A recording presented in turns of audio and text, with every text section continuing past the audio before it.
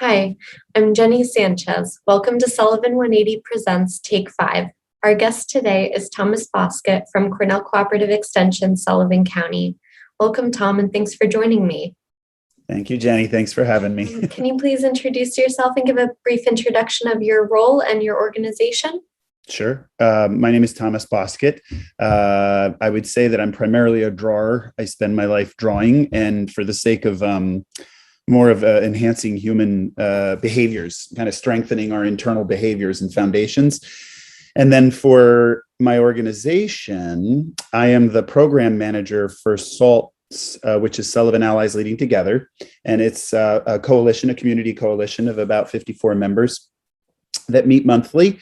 And I oversee the drug-free community grant. So I'm the coordinator of that, which means a lot of people make the grant happen, but I actually coordinate the people and the things that get involved. And can you tell us a bit more about the Drug Free Communities Grant and what you're currently working on? I'll just read a little paragraph just so I get the words down. We are preventing youth substance use with the guidance of CADCA, which is the Community Anti-Drug Coalitions of America, of which there are over 5,000 in the United States, and we are one now in Sullivan County, which is kind of fun. And SALT is following an evidence-based model to affect the risk and protective factors identified by data collection in our community.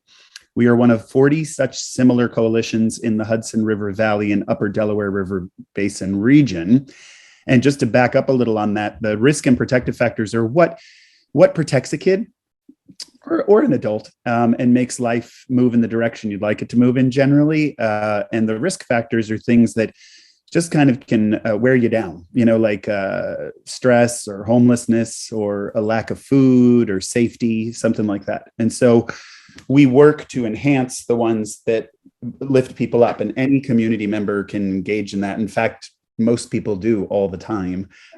It's just that we wouldn't have the problems we have in our county if there weren't other factors at play. And an example I can give is recently, we were doing some work and somebody in a meeting was talking about family values and just what that meant. And it's come to mean like a traditional family, but to them it meant just love and kindness and bonding and community, and like a very broad sense of what a community and what a family means. And they were differentiating it from the commercial values that people instill, like making you feel like you lack something, or that you aren't enough, or that you need a better house or a better car, or it's shameful to have a car that has dents and dings in it, and so you should have a shiny new thing, and you have pride when you have a fancy car, and blah, blah, blah. And so they said these are at odds with each other because there's a multi-billion-dollar industry that sells products that hide substances, like in a child's backpack or in their bed sheets or in their bedposts. And they were saying, this is against my family. Like, this is not a value that why do they have to hide it? Like, if somebody chooses to use, that's very different than someone being conned into using and then having to hide it from somebody that loves them, that cares about them. And so it's just interesting to me that became evident all of a sudden, that a family value is very different than a commercial value. And so a lot of times there's so much trying to get us to buy things and sell things that it's not dealing with the stuff like teaching a child to read or managing a neighbor's stress or helping them, navigate stress. And so SALT is primarily aimed towards that, towards, I guess, making, practicing the things that make life a little easier or better, and encouraging the practice. Why is it so important for our residents to learn about alcohol and marijuana prevention? The easy answer is what a student said recently was because we have enormous problems with alcohol and marijuana. Because if they weren't problems in our community causing people to have a more difficult life, we wouldn't be working on resolving them. They would be resolved, and we wouldn't even have to talk about them. But like a kid said to me recently, we have a campaign coming up that a 16-year-old designed that says, why aren't we taking alcohol use more seriously? And then it says above and below, 3 million people died of COVID last year globally, and 3 million people died from alcohol-related causes last year globally. And she said, why aren't we taking it more seriously? Because her dad had struggled with alcohol So she said, I just wish we talked more. Like, I wished I knew more along those lines so that I could have talked to him. And my dad also suffered from alcoholism.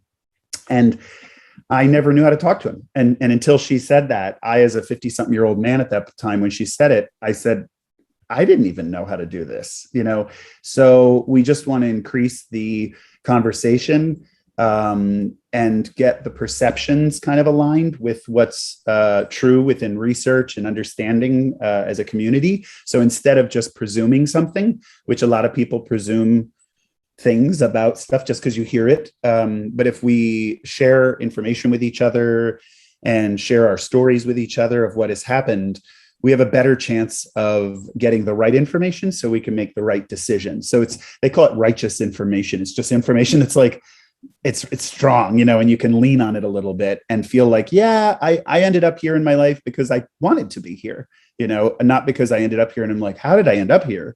Like, this is a whack in the head. So the more information we supply residents about alcohol and marijuana and other substances, but if we have the information, then we can make the best decisions. And how can people stay up to date with SALT and the work you're doing with drug-free communities? We've made it really easy. SALT Cares. You go to saltcares.com or SALT Cares on Instagram or SALT Cares on TikTok, and you'll see information about what we're up to most currently. And is there anything else you'd like to share? It kind of relates to number 4 of how to stay up to date. But on the third Wednesday of the month at 9 a.m., we all meet and you hear all the members talking about what they're doing. And in the beginning, I always felt stressed about it because I didn't know what I was doing there or what my role was. But then over time, it's become kind of lovely to be bathed in what's happening in the county. And that just gets me excited about stuff. And in my family says, like, why do you do all this volunteer stuff? And I said, oh, I don't know why you don't. Like, I just actually find it's just makes my life easier, I guess, because like on a Thursday night, if there's something that's going on that's fun, I can engage in it. And if it's not fun to me, then I don't engage in it. But at least I know it's going on now. And so I can get involved a bit more, and it feels good. The kids recently were drawing with me, and some kids were like, can we start a drawing club? And I would love that in the county. I just never thought that I'd have a team of drawers that wanted to draw like that. And these kids are so talented that I was like, they're like college age. They're probably 10th graders, I think. And they had college. I taught at a University of Art and Design for 25 years. And they're at the level of college students, and they're high schoolers, and they don't have a lot of, people doing that around here. So they don't know that they could go into that career or, be designing games or graphic design works or whatever. So anyways, I guess that's what I would share. Okay. Again, thank you so much for joining us today, Tom, and for the work you're doing to help the youth in Sullivan County. Thank you. Thank you for having me. It's always a pleasure.